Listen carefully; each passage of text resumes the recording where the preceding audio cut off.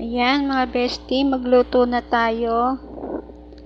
Maglagay tayo ng mantika sa pinainit na kawali. Igisa ang bawang.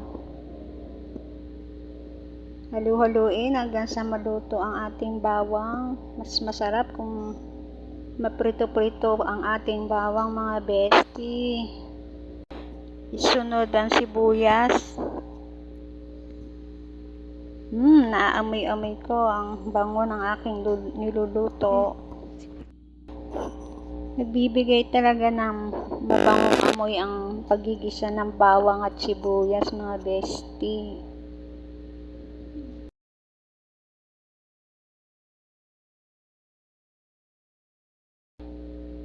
Sunod na natin ang kamatis. Naulaan nyo na ba kung anong iluluto ko mga bestie? Igisa po natin mabuti ang kamatis. Masarap po sa kamatis ay ang lutong-luto na para mas lumasa po siya. Yan, nilagyan ko pa po siya ng konting tomato paste. Wala kasi akong pampapula, kaya tomato paste ang ginamit ko mga bestie. Sunod na natin ang karne. Ayan.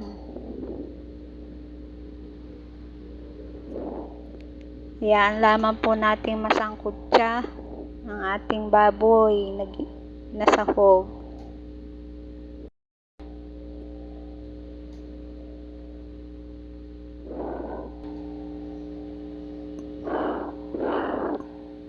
Halu-haluin lang po. Ayan, lagyan ng asin para magkalasa ang ating niluluto. Taktakan ng paminta.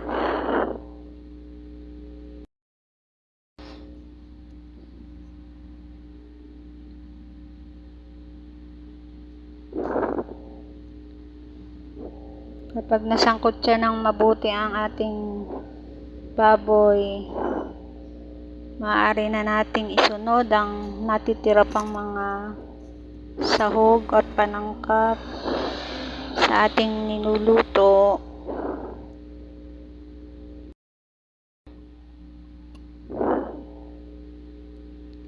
Yan, nilagyan ko po ng konting rino. Yan, pampalasa.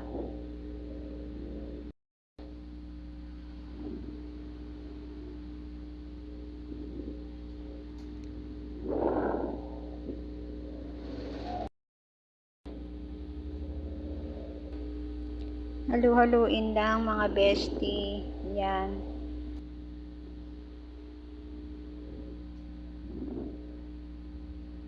Luto na ang ating karne, kaya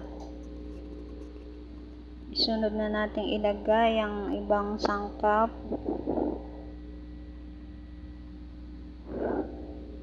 Lagyan ko siya ng konting toyo, pampalasa.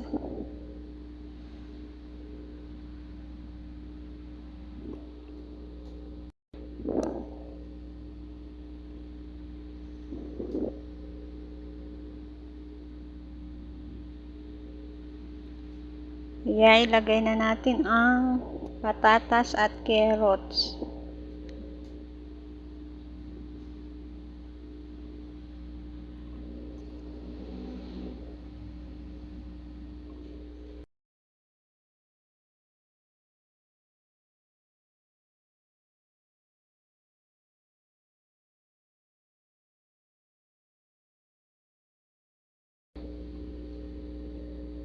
Lagyan ng konting tubig.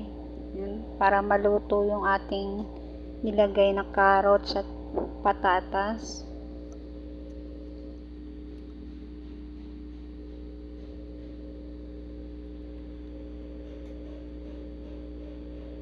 Hayaan kumulo ng ilang minuto.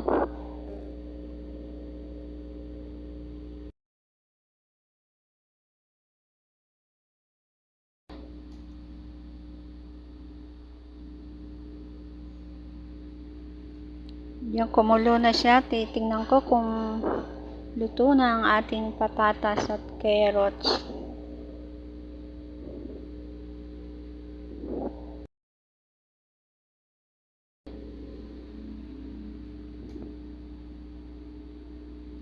Yan mga bestie.